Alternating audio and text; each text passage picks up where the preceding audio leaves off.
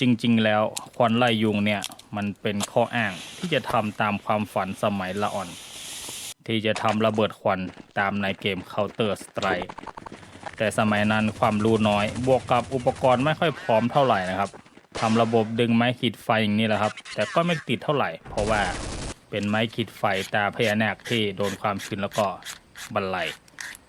จนเวลาผ่านมา20 กว่าปี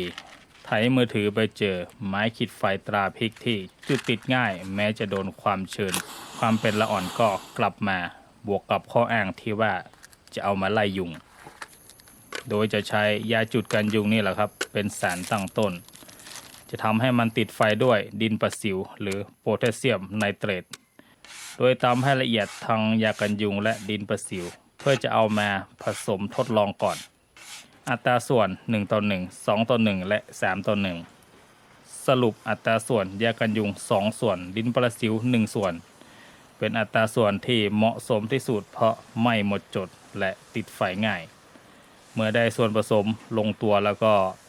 ใส่ไปเลยยากันยุง1ห่อดินประสิว1กระป๋องเกือบเต็มแล้วก็ตำให้ละเอียดผสมกันไปเลยเร็วที่สุด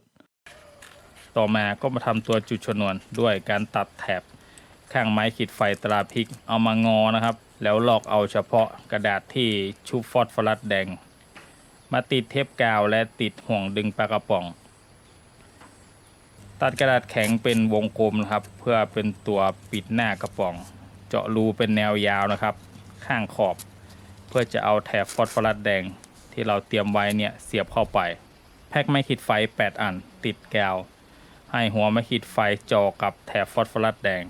พับแถบฟอสฟอรัสแดงให้แนบกับหัวไม้ขีดใช้เศษกระดาษทับลงแล้วพันทับด้วยเทปกาวให้มันไม่แอ้ออกนะครับ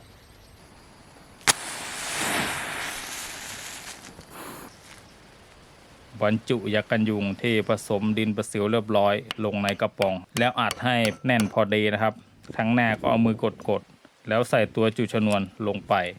ติดด้วยกาวเทียนปิดทับหน้าด้วยเทปใสเพื่อป้องกันความชื้น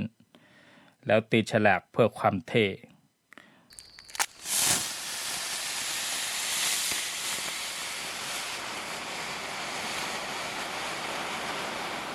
ซึ่งสูตรควันนี้มันจะไหม้เร็วและควันไม่ค่อยมากเท่าไหร่